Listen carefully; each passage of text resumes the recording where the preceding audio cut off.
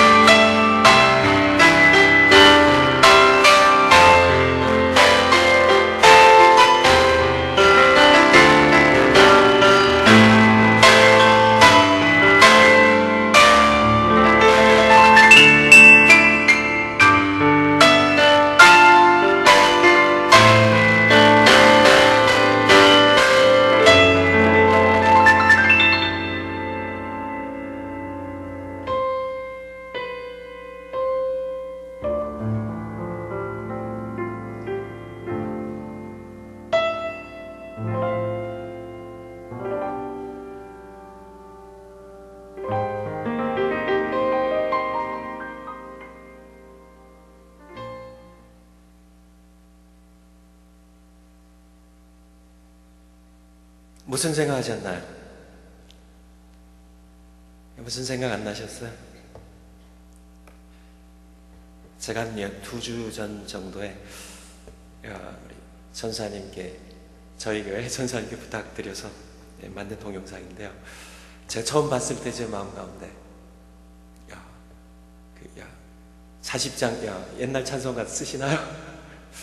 주 하나님 주신 세계 그 찬양이 마음 가운데 막 견딜 수 없을 만큼 막 찬양 드리고 싶은 그런, 아마 여러분들도 아마 같은 생각을 가지셨을 줄 압니다. 여러분 뵙게 돼서 감사하고요. 저는 제가 섬기는 교회를 참 좋아해요. 사랑하고요. 산호제에 있는 임마누엘 장로교회입니다. 저는 이 세상에서 저희 교회가 가장 좋은 교회인 줄 알았어요. 근데 밴쿠버에 와가지고 우리 교회보다 더 좋은 교회가 있구나 하는 생각이 들었습니다. 어느 교회일까요? 우리 장로님들 이렇게 처음 뵀는데 겸손하시고 사랑이 많으시고 친절하시고 참 저를 공항부터 이렇게 계속 저를 이렇게 영접하신 그런 모습이, 저는 참 부족한 사람인데요, 하나님의 은혜로 여기까지 왔고 또 이 자리에 하나님의 은혜로 섰는데 저를 이렇게 참 하늘에서 온 사람처럼 영접해 주시고 사랑해 주시고 이렇게 하셔서 참 이런 교회도 있고 이런 장로님들도 계시구나 하는, 우리 목사님 뵀습니다. 우리 사모님 뵀고요. 목사님 참 신앙이 그냥의 삶의 몸에 배어있는 우리 사모님 너무 착하시고 또 너무 그 모습 가운데 참 우리 밴쿠버 중앙장로교 성도님들 얼마나 복 있는 사람인가 하는 생각이 들었습니다. 여러분 참 복 있는 분들입니다. 우리 찬양대 오늘 찬양 제목이 뭔지 아세요? 복 있는 사람들이었습니다. 찬양 드리실 때 바로 여러분들 바로 여기 계신 여러분들이 좀 복 있는 사람이라는 그런 생각을 이렇게 했어요. 들어와서 찬양 드리고 우리 찬양대 모든 찬양대 들으며 이렇게 영혼이 느끼는 겁니다. 여러분들 신앙이 담긴 그런 기도와 찬양의 소리가 참 저의 영혼을 울렸고요. 참 여러분들 귀한 교회, 하나님께서 그의 아들의 피로 값주고 사신 귀한 교회 일원이라는 그 사실만으로도 여러분들이 복되다는 사실을 좀 마음 가운데 느끼며 살아가셨으면 좋겠습니다. 여러분들 이렇게 뵐 때 여러분들 이렇게 얼굴에 웃음들이 참 많으세요. 그래서 목사님하고 사모님이 참 행복하시니까 우리 성도님들은 과연 목사님 따라서 행복하시구나 하는 생각이 들었습니다. 저도 웃음이 많거든요. 그래서 제가 이렇게 우리 신다니엘 목사님께 전화를 받고 제가 참 이렇게 조용하게 목회하는 조용한 목사예요. 그래서 제가 집회를 이렇게 뭐 불러주시는 것도 별로 없지만은 많이 다니지 않습니다. 특히 요청이 와도 이렇게 잘 다니지 않는데 이번에는 전화를 받고는 제 마음 가운데 그런 생각이 들었어요.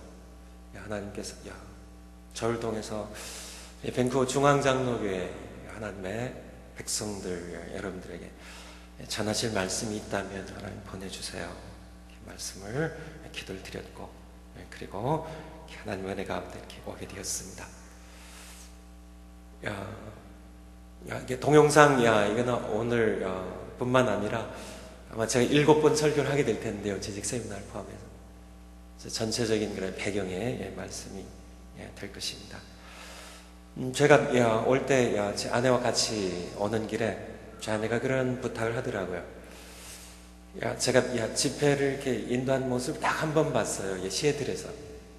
그래서 저희 부탁하기를 지난번에 이렇게 시애틀에서 집회할 때 저희 모습을 이렇게 보니까 좀 이렇게 저희 임마누엘 장로교에서 설교할 때 좀 다르다고요. 그래서 본교에서 우리 성도님들에게 설교하는 것처럼 이렇게 초청 강사처럼 설교하지 말고 참 이렇게 임마누엘 장로교에서 우리 성도님들에게 설교하는 것처럼 해달라고 그래서 제 마음 가운데 그렇게 하겠다는 그런 생각을 했는데요. 그래서 제가 여러분들 이렇게 오늘 낮부리 장로님들 통화 이렇게 여기까지 서면서 제 마음 가운데 그렇게 노력하지 않아도 편안하게 저희 교회 성도님들 앞에 설교하는 것처럼 편안하게 설교할 수 있는 그런 교회라는 것을 느꼈습니다. 바로 여러분들 마음 가운데 참 이렇게 하나님을 향한 그리고 초청 강사로 왔지만은 저를 향한 그런 사랑하는 마음, 참 가족으로서 이렇게 맞아주시는 마음을 제가 느꼈기 때문에 그래요.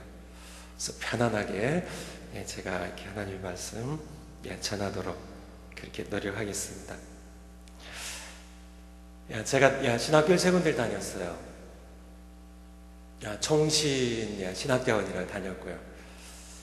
그리고 미국 유학을 와서 켈빈 신학교를 미시간에 있는 신학교를 다녔고 그리고 다시 마지막 과정을 위해서 제가 필라델피아에 있는 웨스트민스터 신학교에서 공부를 했습니다. 참 훌륭한 많은 교수님들 만났어요. 제가 참 많이 배웠습니다. 참 저에게 귀한 분들이셨죠. 그래서 제가 신학교를 떠나서 제가 목회를 한 지 이제 이번 3월이 되면 만 20년이에요. 그래서 시간이 많이 흘렀고 총신을 졸업한 지 또 더 많이 흘렀고요. 제가 83년에 입학을 했으니까 입학한 것으로 치면 벌써 29년이 지났네요. 그래서 29년 전부터 제가 많은 참 이 신학교 교수님들 대부분 목사님들이신데요. 학자들 뵀는데 지금 이렇게 지나고 보니까 참 많이 배웠는데 그분들이 뭘 가르치셨는지 구체적인 것들은 다 잊어버렸어요.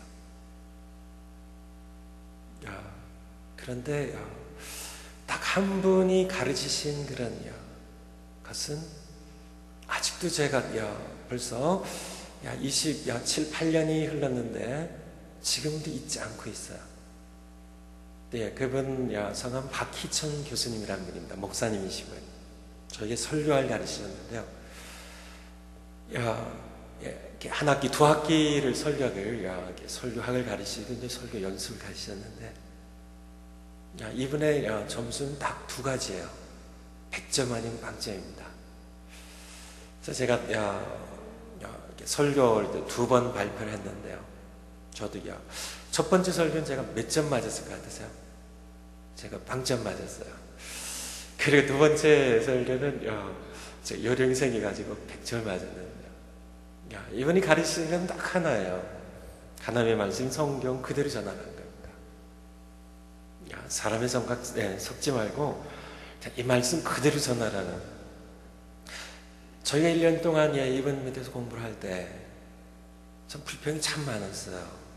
설교학 하면 이것도 가르치고 저것도 가르쳐 주시고 저런 것도 이론도 가르쳐 주시고 설교가 무엇인지 참 여러 가지 학자들의 견해도 가르쳐 주시고 많은 것들을 가르쳐 주셔야 되는데, 이분 한 가지만 가르쳤습니다. 그 한 가지요, 한 5분만 배우면 끝나는 거 아니에요? 성경 말씀 그대로 가르치라는 거죠. 하지만 이분은 계속 그것만이에요. 1년 내내요. 참 우리 불평이 굉장히 많았습니다. 이분이 몰라서 그러는 것도 아닌 것 같은데 왜 이렇게 이것만 가르치냐니. 계속 그것만 1년 동안 가르쳤어요. 참 그 당시에 저도 불만이 좀 많이 있었고요. 많은 학생들이 불만이 많았었는데요. 지금 이제 20몇 년이 지난 다음에 지금 느끼는 것은 그분이 옳았다는 겁니다. 그분이 가르치는 것만 나왔어요. 그래서 제 마음 가운데 두 가지로 정리가 되는데요. 하나는 단순할수록 힘이 있다는 겁니다. 단순할수록 오래 간다는 것이 힘이 있고요. 단순할수록. 사실 제가 이번에 말씀 전할 때에도 설교가 어떻게 길게 될지 참 어떻게 될지는 잘 모르겠지만은 성령님 인도하심 따라서 좀 단순하게 해요. 왜냐하면 제가 목회를 꽤 했기 때문에 오랜 기간 했기 때문에 제가 알아요. 저희 교회도 부흥상행을 얼마 전에도 했었고요. 하지만은 다 잊어버립니다. 여러분들 제가 어떤 설교를 하든지 여러분 다 잊어버릴 거예요. 그렇죠? 다 잊어버릴 겁니다. 어떻게 했든지 그 내용들은 다 잊어버릴 겁니다. 그래서 참 결국 잊어버릴 거예요. 중요한 것은 단순하면이에요. 그래서 이번에 참 단순하게 전하기 원하고요. 또 두 번째 이분이 가르치신 대로 성경 말씀 그대로요. 참 하나님 말씀 어린아이들도 이해할 수 있는 이 말씀으로 단순하게 제가 하나님의 말씀 전하도록 그렇게 참 노력하겠습니다. 제가 어렸을 때 제가 만 6살 때부터네요. 아버지 없이 할아버지 밑에 살았습니다. 제가 초등학교 다닐 때인데요. 몇 학년인지는 기억이 나지 않는데 하여튼 초등학교 한 4, 5, 6학년 중에 어느 때인 것 같아요. 공작 시간이었습니다. 책꽂이를 만든 시간이었어요. 책꽂이래야 뭐 이게 큰 책꽂이가 아니라 벌써 뭐 이렇게 한 40, 5, 6년 이상 지났네요. 그래서 이 칸막이 하나 정도 있는 작은 그런 책꽂이를 만든, 그 당시에 뭐 이렇게 사과 기짝도 나무로 돼 있었고요. 생선 기짝도 나무로 돼 있었고요. 모시래야 뭐 그런 데서 뽑은 녹슨 못들 장도리로 쳐가지고 이렇게 만든 그런 책꽂이였습니다. 공약 시간에 열심히 만들었죠. 그렇지만은 완성은 할 수 없었고요. 그래서 선생님 집에 가서 이제 완성해 와라 이렇게 하셨어요. 그래서 어느 정도 시간이 지난 다음에 이제 가져가는 그런 때가 되어서 가져갔는데요. 친구들 이렇게 책꽂이를 보니까 너무 책꽂이들이 잘 만들어졌더라고요. 쓸만하게 대표질 잘 돼 있었고요. 참 잘 만들어졌어요. 하지만 제가 만든 책꽂이는 제 딴에는 그래도 제법 만들었다고 생각했는데 이렇게 비교가 안 되는 거예요. 쓸만하지 못했고요. 흔들거리고 엉터리였고요. 매끈하지도 못했고요. 그냥 대표질도 안 된 그런 제 마음 가운데 전 그런 생각이 들었습니다. 그래 너희들은 아버지가 있어서 저희가 만들어 주셨다는 제 마음 가운데 울적한 생각과 참 쓸쓸한 생각이 들었죠. 그리고는 여러 날이 흘렀습니다. 어느 날 밤이었어요. 제가 밤 하늘의 별들을 이렇게 보고 있었는데요. 갑자기 스쳐 지나간 생각이 하나 있었습니다. 무슨 생각이냐면 그래 너희들은 아버지가 있어서 책꽂이 만들어 주셨지만은 내 아버지는 하늘의 별들을 지으셨어. 그래 너희들 어쩔래 하는 생각이죠. 그 이후로 제 마음 가운데 그 생각이 늘 떠나지 않아요. 하늘의 별들을 제가 참 자주 봅니다. 아마 천문학자들 빼놓고는 저만큼 하늘의 별들을 많이 보는 사람도 아마 드물 겁니다. 왜냐하면 그 별들은 예사별이 아니거든요. 제 아버지가 만든 별이거든요. 제가 어려서 아버지 없이 자랐지만은 저희 하나님은 그런 아버지셨어요. 제가 그 이후로 저는 들에 참 손톱만 그런 작은 들풀 꽃도요, 풀포기 하나도요, 그냥 스쳐 지나가지 않았고요. 바로 나의 아버지가 지으신, 참 그분이 지으신 내 아버지가 지으신 참 그런 사실은 제 아버지이시기도 하시고 바로 여러분들의 아버지이십니다. 제가 이번에 7번의 말씀 전하며 드리고자 하는 그런 말씀은 다른 말씀 아닙니다. 바로 여러분의 창조자이신, 여러분을 지으신, 우리가 범죄하고를 떠났지만은 우리를 아들 보내서 찾아오신 하나님, 그래서 아들의 십자가에 피 흘려 죽으심을 통하여 우리를 입양하셔서 자녀 삼으신 하나님, 우리를 참 잘 살게 이렇게 보금자리로 이렇게 엄마 아빠가 이제 아기가 태어날 때가 되면 뭐 하죠? 아기를 준비를 합니다. 아기가 잘 수 있는 그런 작은 침대도 준비하고요, 아기 옷도 준비하고요, 아기 장난감도 준비하고요. 하나님께서 그 형상대로 우리 지으실 때 똑같은 마음입니다. 우리가 우리 형상을 닮아서 태어나는 아기들을 이렇게 기대하며 참 아기가 살 수 있도록 어떤 공간을 준비하고 모든 걸 준비하는 것처럼 하나님께서는 우리가 살 수 있는 공간을 참 준비하셔서 하늘의 별들 지으셨습니다. 꽃들 보고 우리가 즐거워하라고요. 꽃들 지으셨고요. 참 우리가 살 수 있도록 물을 주시고 공기를 주신 그런 하나님. 아까 동영상을 통해 본 것처럼 그 아슬한 우주 공간에 펼쳐진 그 무수한 별들, 참 밀가루를 뿌려놓은 것처럼요, 밀키웨이라고 그러죠. 참 그런 어떤 눈을 뿌려놓은 것처럼 그 무수한 그 광대한 우주에 그렇게 무수한 별들, 억만 개의 그 무수한 별들이 그냥 무질서하게 흩어져 있는 것이 아니라 그게 질서를 부여하신 하나님이십니다. 모든 별들이요 전부 정확한 궤도를 그리며 단 1분 1초 어김없이 운행하게 하신 하나님, 그렇게 많은 별들을 지으실 때 참 그렇게 많이 지으실 필요가 있었을까요? 그렇게 많이 지으실 필요가 있을까요? 참 우리를 위하여 이렇게 지으셨는데 그렇게 많이 지으실 필요가 있을까요? 참 우리가 이렇게 자녀를 위하여 금붕어 한 마리를 이렇게 사줄 때 요만한 어항이면 되잖아요. 금붕어 한 마리면. 금붕어 한 마리를 키우기 위하여 태평양을 지으실 필요가 있었을까요? 예를 들면요, 우리가 살아가는 지구에 요만한 땅덩어리 요거 하나 살아가는 우리를 위하여 이 광대한 우주를 창조하신 분지만은 그 하나님의 사랑은 크게입니다. 그것을 보고 즐거워하게, 그 광대하심 우리가 알아가면서 하나님의 광대하심을 즐기도록 그런 우주 질서를 보며 참 하나님의 성품을 알아갈 수 있도록 지신 하나님, 그분의 사랑을 느낄 수 있는 그런 이번 집회 됐으면 좋겠습니다. 주제가 더 깊은 은혜로예요. 이것은 제가 어떤 생각이 들었냐면은 더 깊은 은혜로 어떤 사건이 하나 생각나서 사실 이걸 잡았습니다. 작년 3월 11일에 어떤 사건이 있었는지 아세요?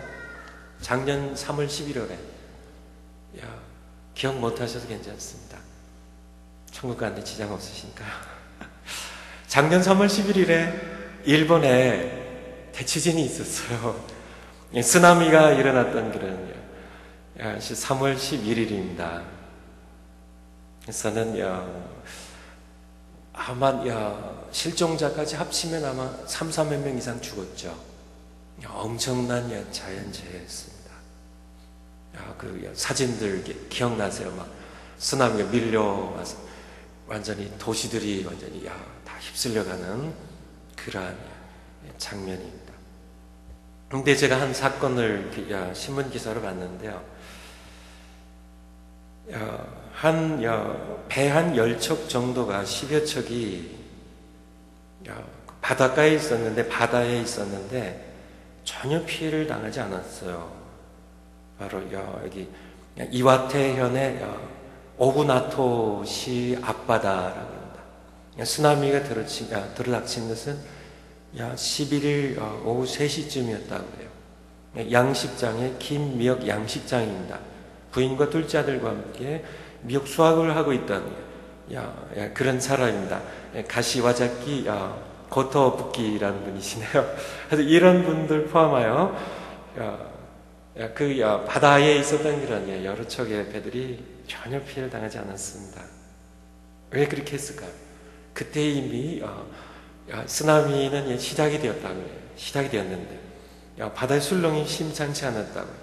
바다의 배 밑바닥이 덜덜 떨리는 소리가 들려왔다고. 심상치 않은 그런 감지했을 때 그들은 바다 더 깊은 곳으로 들어갔습니다. 그리고 그들은 살았어요. 그래서 그들은 옛 어른들이 얘기했던 대로 일본의 해안은 쓰나미가 옛날부터 많았고요. 쓰나미가 올 때는 수심이 깊은 바다로 나가면 안전하다는 그런 얘기입니다. 그래서 그들은 깊은 바다로 나갔고 그들은 모두 안전하게 살 수 있었습니다. 오늘날 우리가 살아가는 이 시대에 보면 일본에는 진짜 이렇게 헤일이라는 쓰나미가 밀려왔지만은 사실은 오늘날 우리는 경제적인 쓰나미들이 몰려오고 있고요. 캐나다도 마찬가지죠. 참 세계 곳곳에서 여러 가지 쓰나미들이 몰려오고 있습니다. 우리가 어떻게 하는가? 더 깊은 은혜의 바다로 나가자는 얘기입니다. 그러면 그것은 안전한 것이에요. 우리는 오히려 얕은 곳으로요.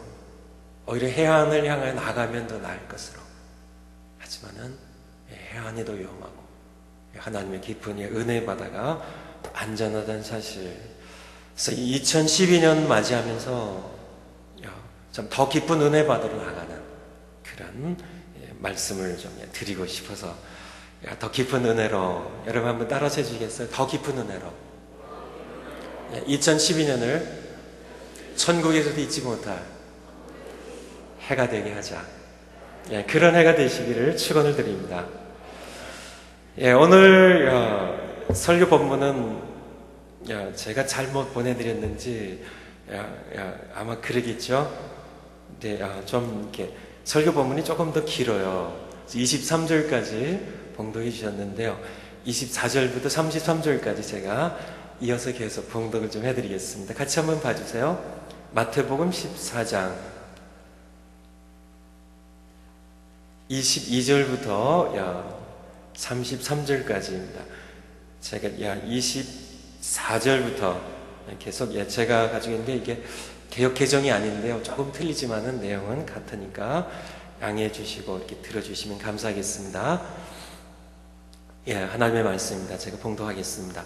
배가 이미 육지에서 술이나 떠나서 바람이 거슬림으로 물결을 인하여 고난을 당하더라.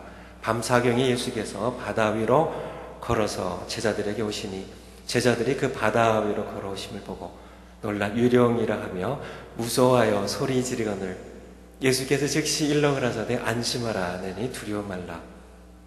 베드로가 대답하여 가로되 주여 만일 주시거든 나를 명하사 물 위로 오라 하소서 한데 오라 하시니 베드로가 배에서 내려 물 위로 걸어서 예수께로 가되 바람을 보고 무서워 빠져가는지라 소리질러 가로되 주여 나를 구원하소서 하니 예수께서 즉시 손을 내밀어 저를 붙잡으시며 가라사대 믿음이 적은 자여 왜 의심하였느냐 하시고 배에 함께 오르매 바람이 그치는지라 배에 있는 사람들이 예수께 절하며 가로되 진실로 하나님의 아들이로소이다 하더라. 아멘. 제가 나누어 드린 설교 요약 한번 보시면서 하나님의 말씀을 함께 듣도록 하겠습니다. 첫 번째, 예수님께서 명하신 대로 순종하며 살아도 고난은 올 수 있다는 겁니다. 여러분들 가운데 고난 가운데 계신 분들이 혹시 계신가요? 왜 고난이 왔을까? 의아하게 생각하시는 분들 혹시 있으신가요? 대부분의 고난은 우리가 잘못해서 와요. 내가 잘못해서 옵니다. 우리 실수로 실패로 고난이 오죠. 또 세상이 악해서 와요. 세상이 악하니까 내 잘못이 아니라 세상이 악해서요. 하지만은 어떤 고난은 예수님께 순종하는 삶을 살아도 올 수 있다는 겁니다. 제자들이 그랬죠. 22절에 보면 예수께서 즉시 제자들을 재촉하사 이렇게 말씀하고 계시죠. 오병이의 기적이 바로 앞에 있었어요.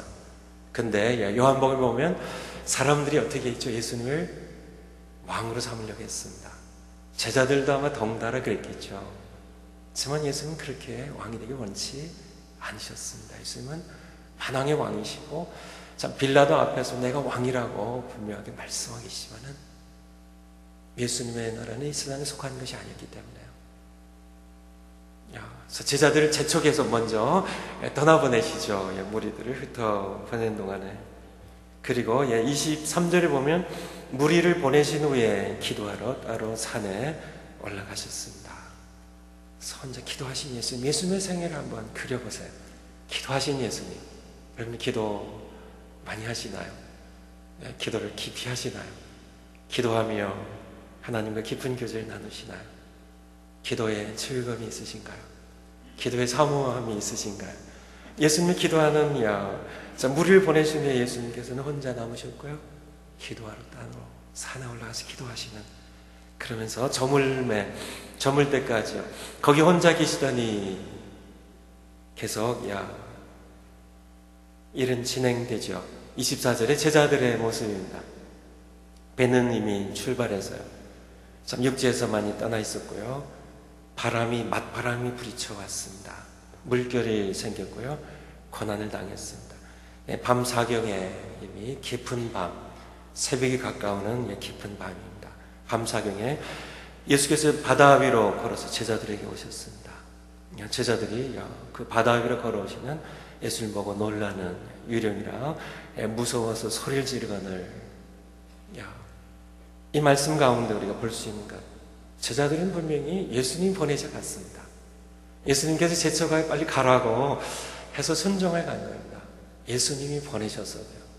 그래서 순종해 가서도 고난이 올 수 있음을 우리는 늘 기억해야 합니다. 여러분들 어떤 고난 가운데 있나요? 여러분이 잘못해서 오는 고난이라면 여러분이 하나님 앞에 진심으로 회개하면 되고요. 하지만 어떤 고난은 내가 순종하며 살아도요, 내가 열심히 교회 봉사하는데, 내가 참 하나님께 순종하는 삶을 사는데 그래도 고난이 올 수 있다는 겁니다. 고난이 올 수 있다는 거예요. 그래서 늘 기억하시 바라요. 그렇지만은 그 고난은 결코 헛되지는 않습니다. 그 고난을 통하여 우리는 하나님들을 경험하게 되죠. 고난을 통하여 우리는 우리의 믿음이 성숙해가는, 하나님을 더 깊이 경험함으로 하나님의 선하신 뜻이 있기 때문에. 두 번째, 예수님 곁에 계시지 않아 보였지만은요, 예수님 곁에 계시지 않잖아요. 실제로 이들이 생각하기에는. 하지만 예수님께서는 그들 보고 계셨습니다. 그들을 기도하고 계셨고요. 그들의 상황을 분명히 알고 계셨죠. 그렇죠? 그들이 어디에 있는지도 알고 계셨고요. 예수님께서는 그들이 있는 곳으로 곧장 우리를 걸어오신 예수님. 여러분도 마찬가지입니다. 때로는 예수님 내 배에 안 타고 계신가 하는 생각이 들 때도 있을 거예요.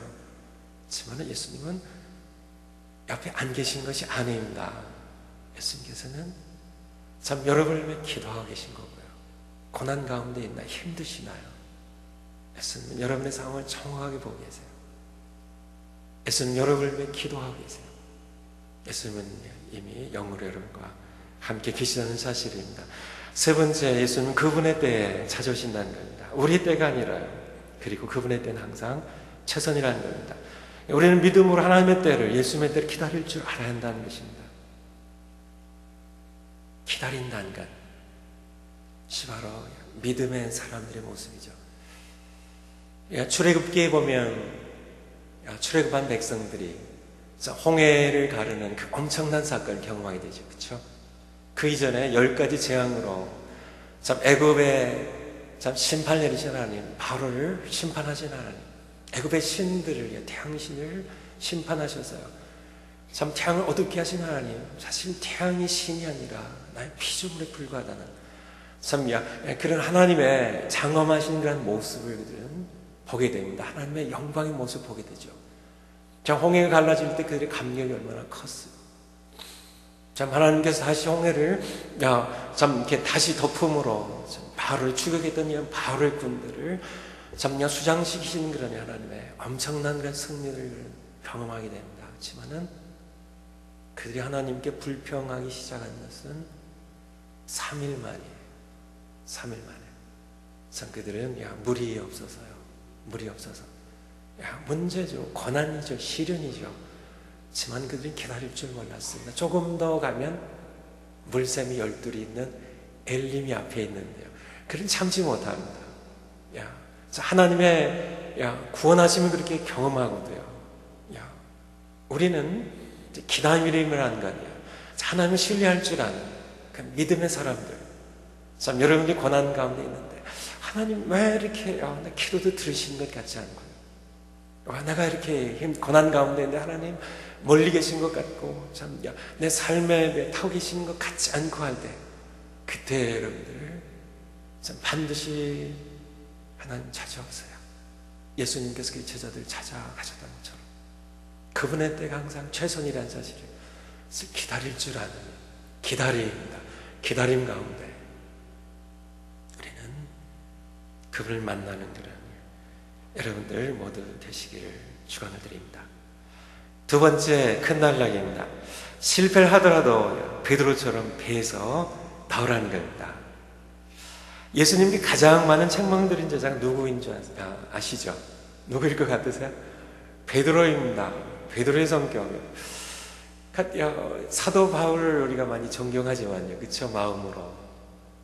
하지만 베드로가 편해요. 저는요. 여러분 그렇지 않으세요? 베드로가 편해요. 덜렁덜렁이 실수가 많고요.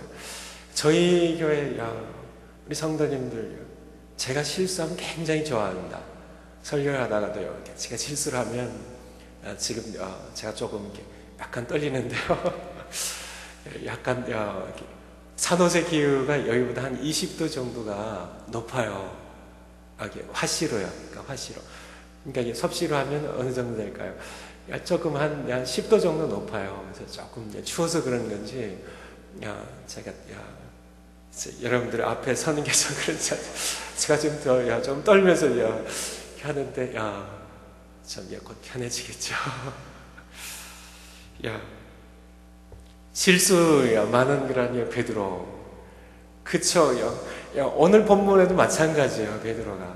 그냥 가만히 있으면 되지. 왜 물 위로 예수님께 정말 예수님이시면 나로 이렇게 명하여서 물 위로 이렇게 걸어오라 하소서 예수님 오라 하시니까 이렇게 진짜 여러분 생각해 보세요. 이렇게 파도 치는 풍랑이는 그런 바람이 이렇게 거슬리는 그런 큰 넓은 그런 갈릴리 호수인데요. 배에서 이렇게 내려가지고 가는 거야. 그십니다. 왜 그걸 해가지고 또 믿음이 적은 자여 의심하냐고 이렇게 책망듣는 그런 베드로. 마태복음 16장에 보면 저는 그리스도에 살기 전 하나님의 아들이라는 고백을 하고요. 그렇죠? 그 다음에 크게 책망을 받습니다. 사탄아 내 뒤로 물러가라. 그쵸? 예수님, 이제 예루살렘 올라가서 십자가에 못 박혀 죽으신 것 제자들에게 알려주셨는데, 예수님 못 갑니다. 정말 베드로 의리 있는 사람입니다. 예수님 그를 책망하시죠. 내가 하나님의 일을 생각지 않고 사람의 일을 생각한다. 예수님 올라가시지 않으면, 예수님도 편하시고 그러겠지만은, 우리는 죄악 가운데 죽어야 되니까요. 그래서 예수님 가로막는 그런 베드로, 예수님 가신다 그러는데 가로막는 그런 베드로 지금 책망을 이렇게 듣죠. 예수님요, 참 겟세마네 동산에 기도하시기 전에도 마찬가지죠.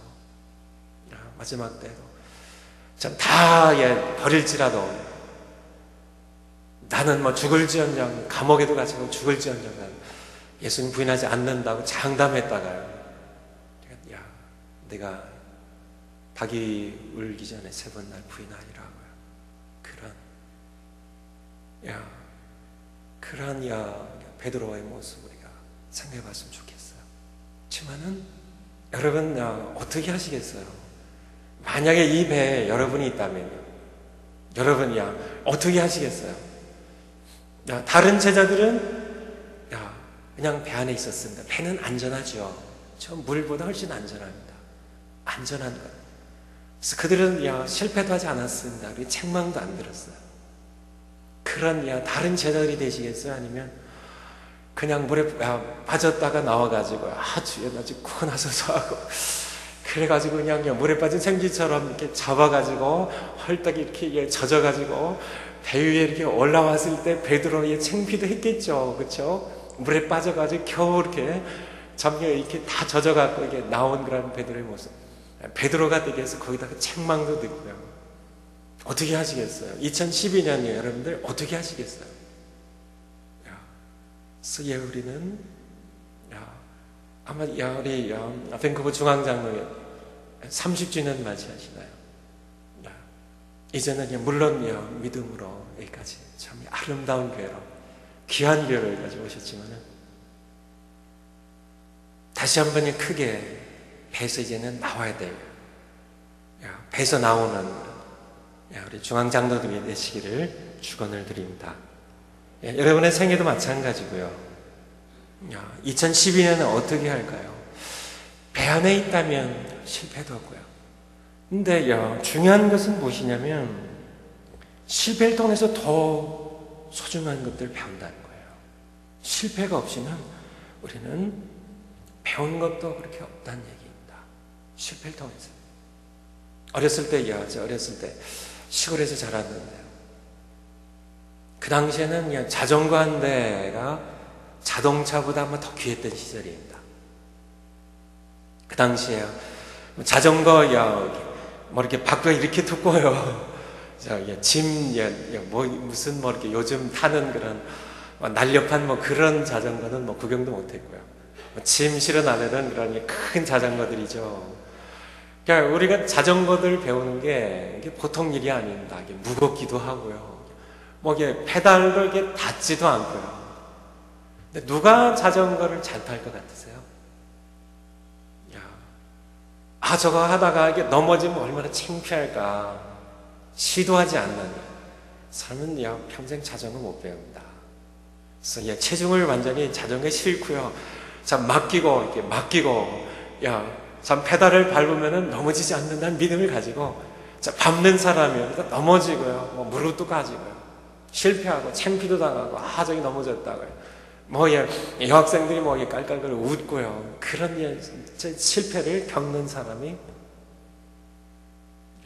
자전거를 배워요. 그쵸? 우리 신앙생활도 마찬가지입니다. 베드로 보면은 그렇게 실수가 많은데요. 예수님을 3번이나 부인했는데 결정적인 실수잖아요. 그렇잖아요. 예수님 가장 필요할 때 예수님 버리고 부인했던 그런 그렇게 실수 많이 한 그런 베드로. 근데 예수님께서는 베드로를 늘 가까이 두세요. 겟세마네 동산에서도 세베대 두 아들 야고보 요한과 베드로를 곁에 두십니다.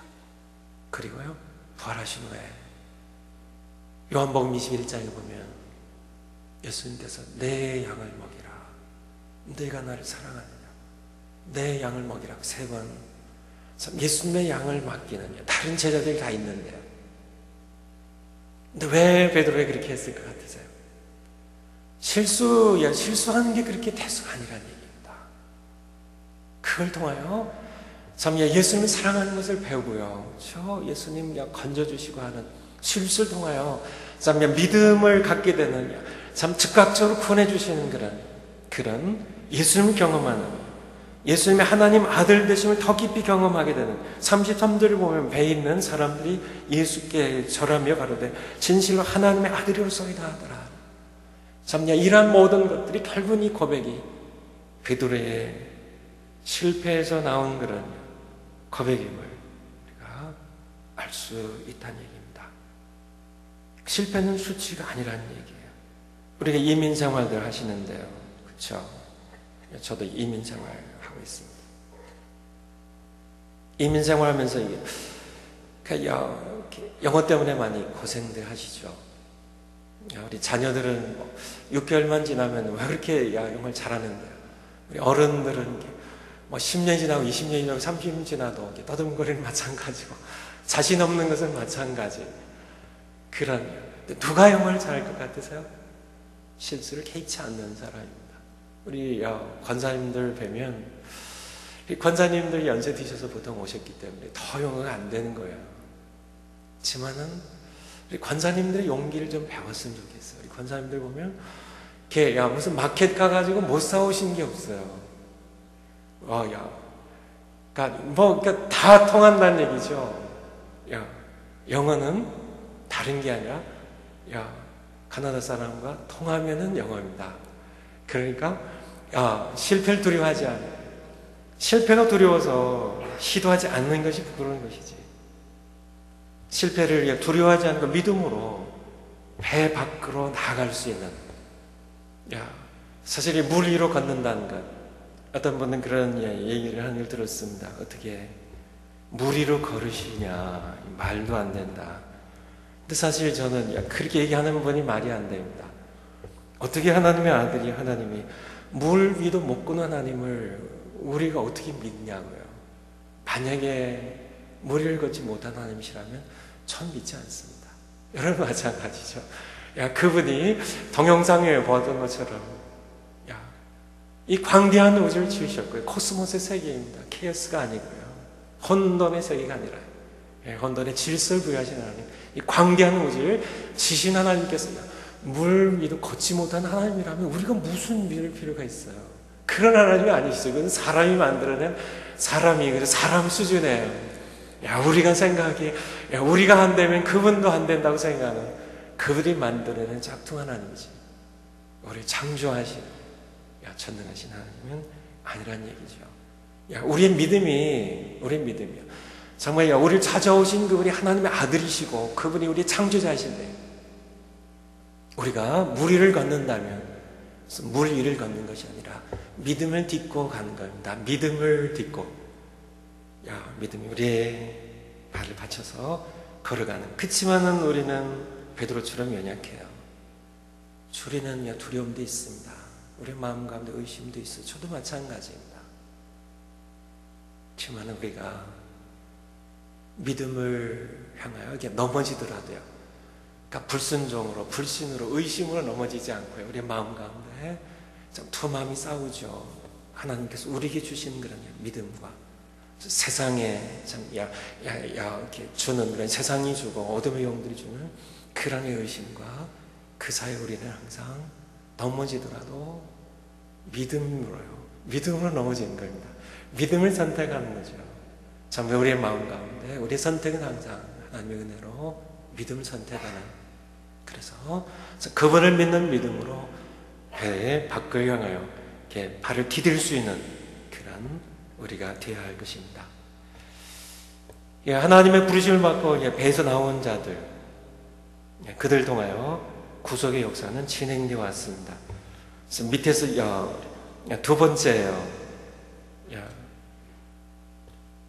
제가 저희 교회의 지난 설교가 창세기 12장의 1절에서 4절까지 아브라함에 관한 설교였습니다. 하나님께서 아브라함에 말씀하시죠. 너는 본토 친척 아비 집을 떠나 내가 지시할 땅으로 가라고요. 본토 친척 아비 집은 배입니다. 배. 그쵸? 내 친척들이 있어요. 참 내 아비 집이 있어요. 참 내 식구들이 있어요. 내 친구들이 있어요. 참 내 혈통이 같은 내 동족들이 있어요. 같은 문화권이에요. 참 기댈 때가 있습니다. 힘든 일이 있을 때 찾아갈 때가 있어요. 하나님께서는 배 밖으로 나오라. 내 본토 친척 아비 집을 떠나서 내가 지시할 땅으로 가라고요. 갈대아 우르에서 하란을 거쳐서 가나안 땅에 갔는데 그 당시로 친다면 제가 산호세에서 밴쿠버 온 것보다 훨씬 더 먼 거리입니다. 그 당시에 이게 낙타 타고요, 이렇게 걸어서 참 이 유프라테스 강의 하류 지역으로부터 가나안 땅까지 간다는 것은 강도 때도 많고 걸어서 참 배타적이라는 여기저기 민족들이 이렇게 살아가는 그런 지역을 통과해서 이렇게 간다는 것은 가도 거기에 참 다른 아무것이 없습니다. 친구도 없고요, 말도 틀리고요. 답을 이렇게 무너뜨린 이유로 언어를 혼잡케 하셨기 때문에 언어도 틀리죠. 혈통도 틀리죠. 참 아는 사람 아무것도 없는 그런데 하나님께서는 아브라함에게 종이 조각 하나 주지 않으셨습니다. 그냥 이만한 돈보따리 하나 탁 주시고 참 이거 가지고 가서 이렇게 하라고 그렇게 하지 않으셨어요. 아무것도 주지 않으셨어요. 거기에 권세자의 어떤 보증 각서도 받아주지 않으셔서 아무것도 없습니다. 단지 하나님의 입으로 말씀하신 말씀, 그거 외에 아무것도 주지 않으셨어요. 아브라함은 하나님의 말씀이에요. 4절에 보면 아브라함이 여호와의 말씀을 쫓아갔다고요. 말씀 붙잡고 갔습니다. 그냥 주신 말씀 그것만 붙잡고 갔어요. 믿음으로 배에서 내려서 간 겁니다. 그걸 통해 하나님께서는 구속의 역사를 진행하시죠. 이것이 바로 우리가 해야 할 일입니다. 그래서 이 아브라함은 이민 1세입니다. 진짜 이민이죠. 그렇죠? 하나님의 부르심을 받은 그런 이민입니다. 창세기 12장부터 아브라함의 후손들이 나오죠. 50장까지 네 인물이 나옵니다. 네 인물이요. 창세기가 크게 둘로 나눠지는데요. 1장부터 11장까지 네 사건이 나오고요. 네 사건이 뭘까요? 창조, 타락, 노아 홍수, 바벨탑 사건. 12장부터는 하나님께서 그러니까 그렇게 하셔도 노아 홍수로 그렇게 심판하셨어도 사람은 변치 않았어요. 여전히 생각하는 것이 악했고요.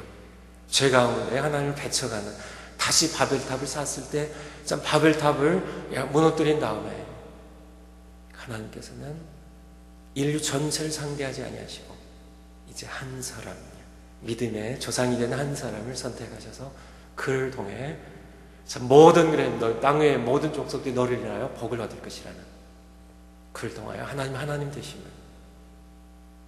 하나님의 복이 그를 통하여 흘러갈 수 있도록 그를 부르십니다. 그래서 그를 부르시는데 갈대아 우르에서 했으면 어땠을까요? 그냥 거기에서 아브라함의 복을 주시고 복의 통로가 되게 했으면 어떻게 됐을까요?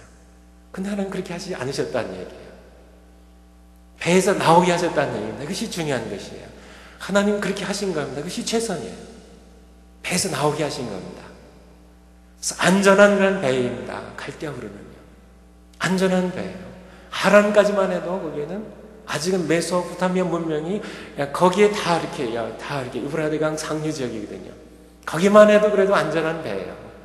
그것을 떠나게 하신 하나님, 배 밖으로 나오게 하신 하나님, 오직 하나님만 의지하게 하신 하나님, 그래야만 비로소 아브라함이 하나님을 알 수 있고요, 하나님의 복을 모든 땅의 족속들에게 줄 수 있었기 때문에. 근데 내 인물 가운데 아브라함, 이삭, 야곱, 요셉, 내 인물을 알면 12장부터 창세기 50장까지 다 이해할 수 있는데요. 이 네 인물 가운데 가장 기사가 적게 쓰여진 인물이 누군지 아세요? 이삭입니다. 왜 그랬을까요? 왜 그렇게 됐을까요? 참 온유한 인물인데, 귀한 인물인데. 성경에 나와 있진 않지만요, 제가 보기엔 그는 이민 2세였기 때문에 그런 것 같아요. 그러면은 이민 3세인 야곱은 그가 참 이민 온 할아버지의 이민 때문에 이민 3세였지만 그 자신이 또 이민을 합니다. 2번인씩이 나요. 첫 번째는요, 형이 죽이려고 해가지고 도피 이민이었어요. 하란 땅으로 다시요. 참 하란 땅으로요. 다시 아버지 계신 곳으로 돌아오지만은 그는 또다시 이민을 가야 했습니다. 그의 2번째 이민은 어떤 이민인가? 아들 초청 이민입니다. 11번째 아들이요. 요셉이 애굽의 총리가 되었기 때문에 그 초청 이민으로 요셉 자신 형들을 팔려가는 그런 노예 이민으로 참 이민의 역사입니다. 이민의 역사.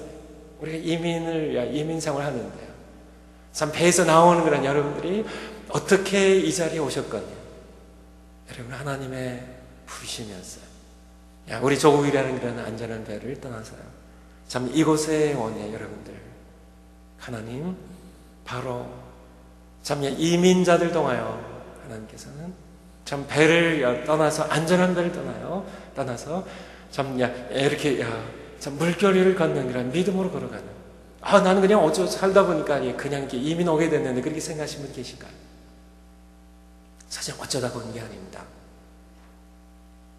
믿는 자에게 세상 모든 게 다 마찬가지지만요, 우연은 없다고요. 아인슈타인이 얘기한 것처럼 하나님은 주사위를 던지지 않는다.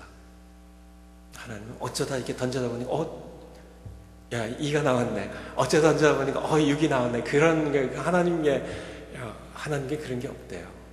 참새 한 마리가 땅에 떨어진 것은 하나님 허락 없이는 되지 않기 때문에, 여러분이 이곳에 온 것은 하나님의 부르심이었습니다.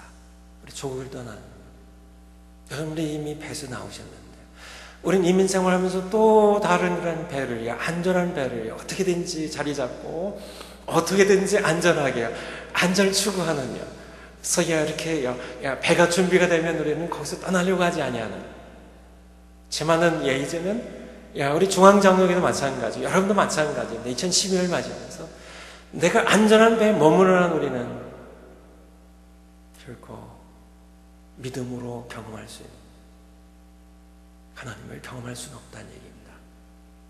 내가 실패하더라도 우리는 그것을 통하여 우리는 믿음의 성숙을 가져오고 우리는 하나님을 더 깊이 경험하게 된다는 얘기입니다. 베드로가 물에 빠졌을 때 예수님을 더 깊이 경험하게 되는 것처럼요, 그를 건져주심을 통하여 그분의 하나님 아들 되심을 더 깊이 경험하게 되는 그런 것처럼, 여러분들 이런 믿음으로 참 안전한 배를 나서지 아니한다면 하나님께서 여러분들을 또 부르실 겁니다. 안전한 곳에 머무려고 하는 여러분들을 부르실 거예요. 이 교회를 부르실 겁니다. 그때 여러분들이 선택해야 될 거예요. 다른 제자들처럼 배에 머물든지요. 그런데 또 하나 조심할 게 있는데요, 그래서 배에서 나가야 되니까 이게 믿음이니까요, 무조건 나가면 될까요? 무조건 위험한 곳에 선교지로요. 우리가 이 지역에 교회가 감당해야 할 사명을 봐요. 역시 모험인데요, 물에 빠질 수 있는 그런 모험입니다. 위험이 닥칠 수 있는 그런 모험에 실패의 위험이 있어요. 그래서 무조건 나가면 될까요? 무조건 나가면 되지 않습니다. 언제 나가야 될까요? 본문에 보면 28절에 보면 베드로가 대답하여 가로되 주여 만일 주시어도 나를 명하사 물 위로 오라 하소서 한데 오라 하시니, 말씀입니다. 오라 하실 때입니다.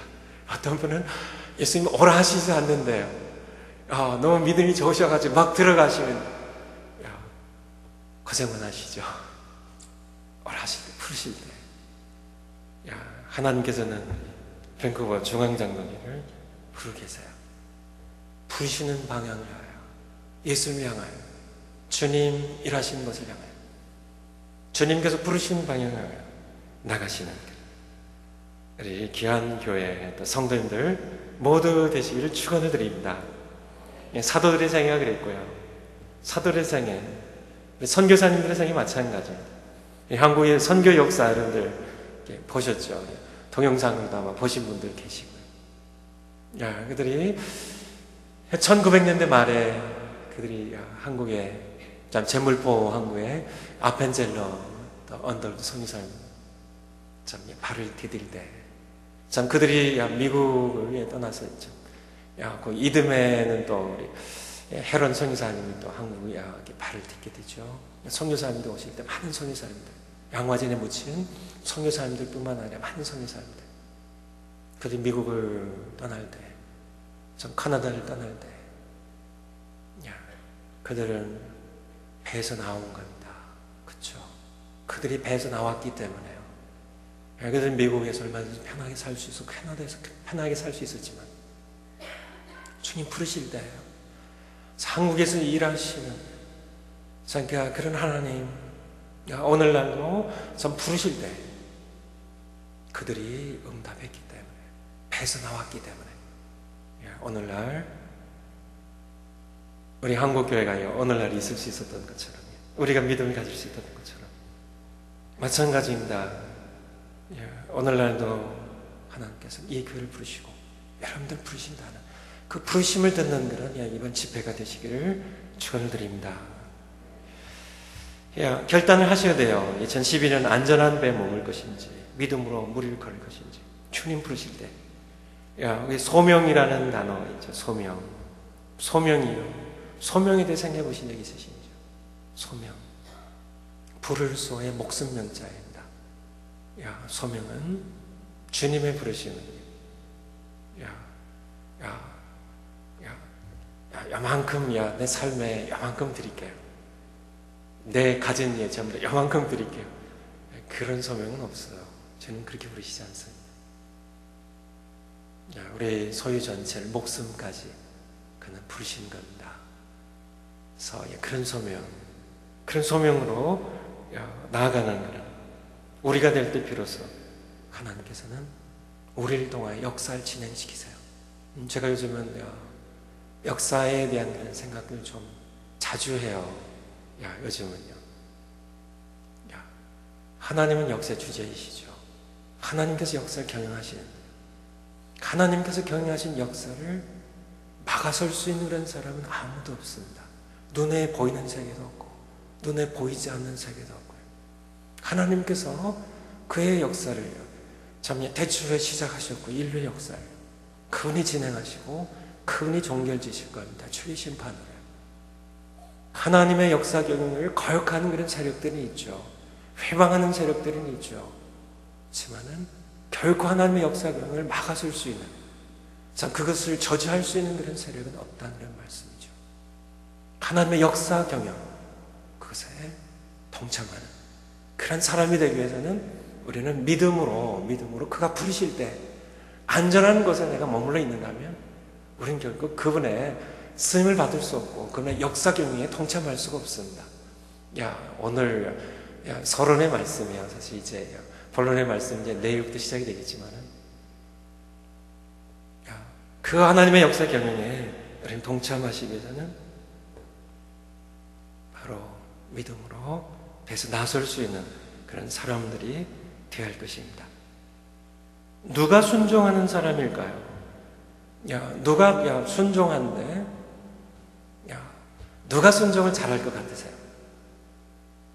순종을 잘할 것 같으냐? 자녀를 키워보셨죠? 누가 순종을 잘할 것 같으세요? 착한 자녀들이 순종을 잘할 것 같으세요? 착하면 그렇지 않을까요? 근데요, 제 경험으로 착한 사람이 오히려 은근하게 말 안 듣습니다.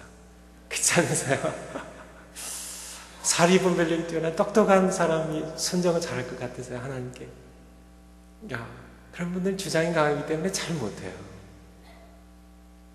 순종을 잘하는 사람은 믿음의 사람입니다.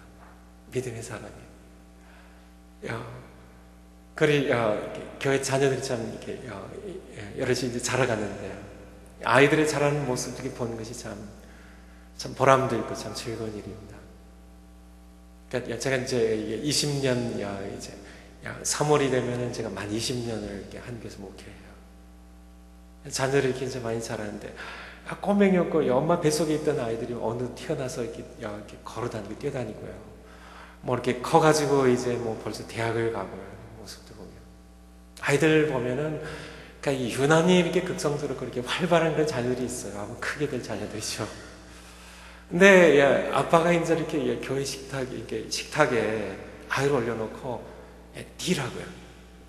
그러면은 이 아이가 그냥 뭐 무조건 뜁니다. 그냥 어떤 데는 아빠가 다른 한눈 파고 있는데 뛰어가지고 막 떨어져가지고 다치기도 하고요. 무조건 뛰어요. 그러니까 근데 이 아이가 조금 크니까 아빠 뛰라 그러는데 뛸까 안 뛸까요? 둘러보고 챙겨서 뛰지도 않고요. 이젠 잘 뛰질 않아요. 왜 그럴까요? 그러니까 어렸을 때는 아빠를 믿는 겁니다. 내가 어떻게 뛰어내리건 나를 아빠가 받아줄 수 있다는, 하나님께 마찬가지예요. 하나님께 내 삶을 송두리째 내가 맡겨둬요. 내가 무리를 걸어서 빠져도 죽을 위험이 있다 할지라도, 내 인생을 전 그분에게 던진다 할지라도, 내 송두리째 내 인생을 목숨까지 던진다 할지라도 그분이 나를 잠시 결코 못되게 하지 않고요, 그분이 난 실패까지도 다시 일으켜서 참 나를 더 잘되게 하실 수 있는 분이심을, 내 인생을 참 가장 아름답고 가장 귀하게 나를 내 인생을 쓰실 수 있는 분이심을, 내가 인생 살아가면서 여러분들 제가 생일 죄송합니다. 장로님이 그런 실수를 해서는 안 되시는데 전화해서 죄송해요. 죄송해요. 그래서 제가 이제 56세예요. 만으로. 제가 살아오면서요, 참 이렇게 많은 것들 경험하는데 한 가지 56세가 되니까 그런 생각이 듭니다. 우리 한국의 우리 남성들의 그 평균 수명이 아마 남성들이 73세 되나요? 우리 여성들이 한 80세, 여성들이 한 7, 8년 더, 아마 여성들이 더 독하셔서 그러나요? 더 오래 사시는데. 어쨌든 제가 한 80세까지 산다고 쳐도 제가 56세니까 24년이에요. 여러분은 얼마가 남으셨나요? 한 80세 사신다고 치면 나는 이미 넘었는데요. 하나님께 감사하시고요. 제가 오늘 하나님 부르실지, 참 몇 년 뒤에 저를 부르실지 아무도 우리는 몰라요. 지만은 대략 평균 수명 따져서 한 20년 정도에 더 살겠죠. 이 세월을 어떻게 보낼 것인가 하는, 참 보통은 뭐 어려서나 젊어서는 뭐 바쁘잖아요. 공부하냐고요, 바쁘고, 뭐 대학, 뭐 학교 가냐고 바쁘고, 뭐 잡자냐고 바쁘고, 또 결혼하냐고 바쁘고, 또 아이들 낳아서 키우냐고 바쁘고, 정신없이 삶의 기반 닦냐고 바쁘고. 그러다가 40세가 넘고 50세가 되면 비로소 인생 내가 이렇게 살아도 되는가 하는, 이것이 내 인생의 다인가 하는, 내 인생이 이렇게 살다가 가면 다 이게 다인가 하는 걸 생각하게 되죠. 아마 여러분들도 하실 줄 알아요. 내가 그냥 이렇게 살다 가도 되는 것인지, 하나님께서 이것을 위해 나를 땅에 보내신 것은 아닌 것 같은데 하는, 인생의 의미 있는 인생을요, 그냥 이렇게 그럭저럭 살다가 하나님 앞에 섰을 때, 내가 너에게 소중한 인생을 주었는데 하나님 주신 선물이잖아요. 진짜 소중한 선물입니다. 내게 소중한 인생 주었는데 너 뭐하다 왔니? 이렇게 하나님 물으실 때, 하나님, 제가 글쎄요, 머리 끄적끄적하면서 TV 앞에서 연속극 3만 시간 보다 왔습니다. 그렇게 한다면요, 이것은 참 부끄러운 일이죠. 3만 시간 제가 계산한 겁니다. 3시간씩 하루에 30년 보면 3만 시간이 돼요. 부끄러운 얘기죠. 그것은 허비한 것이죠. 여러분들 지갑 있으시죠? 지갑.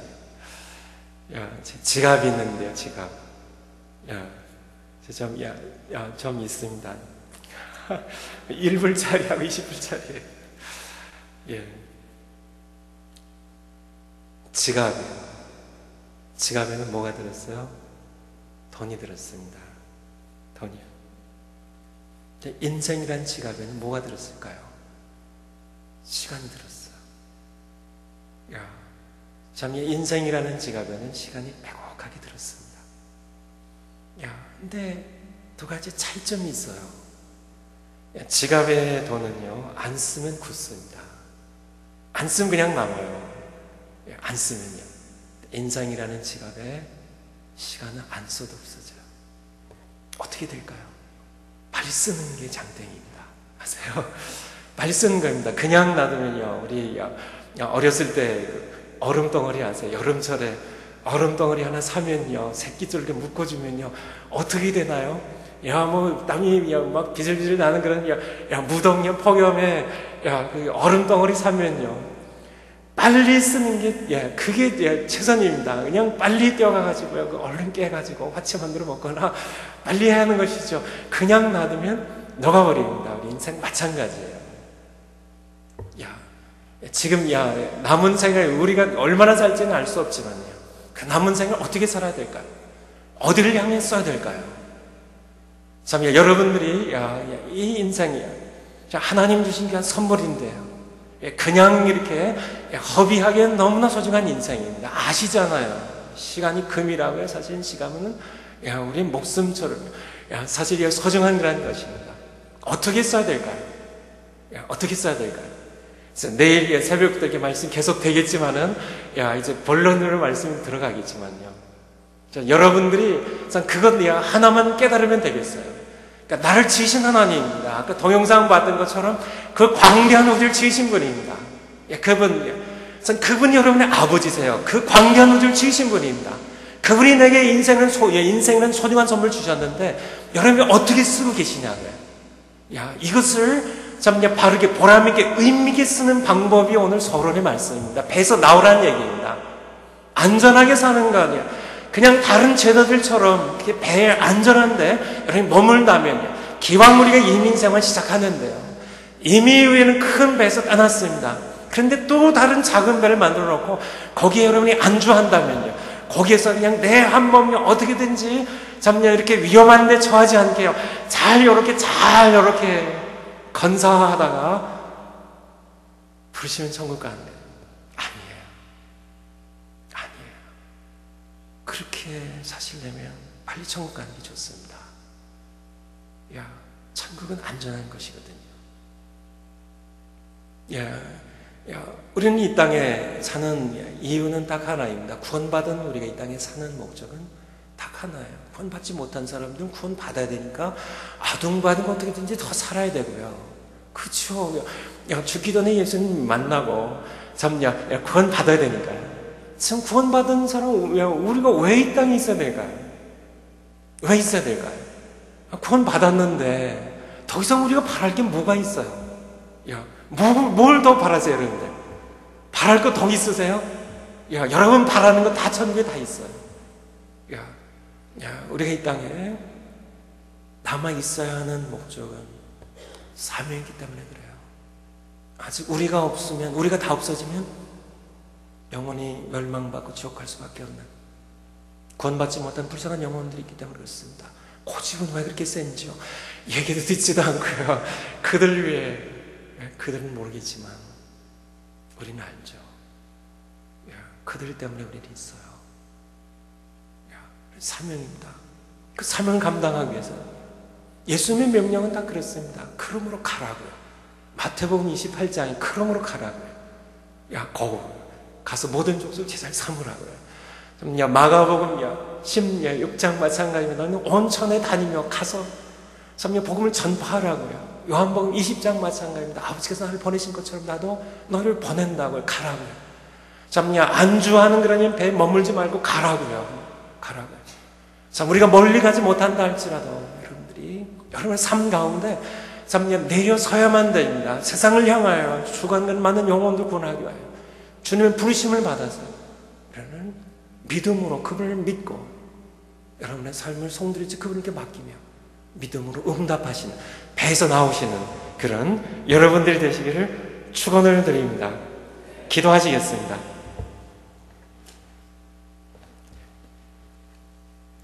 하나님 아버지, 부족한 종이 첫 시간 말씀 참 부족한 가운데 전했지만은 그래도 하나님 감사드립니다. 하나님 주시고자 하는 말씀 바로 베드로를 오라고 하셨던 예수님, 참 베드로가 그렇게 참 예수님께 오기를 원하셨던, 우리도 실패하더라도 베드로처럼 배에서 나올 수 있는 오라고 부르시는 예수님, 그 부르심에 우리도 함께 목숨 걸고 응답할 수 있는, 우리 남은 생애를 드릴 수 있는 우리 모두 될 수 있도록 인도해 주시옵소서. 예수님의 이름으로 기도하옵나이다. 아멘.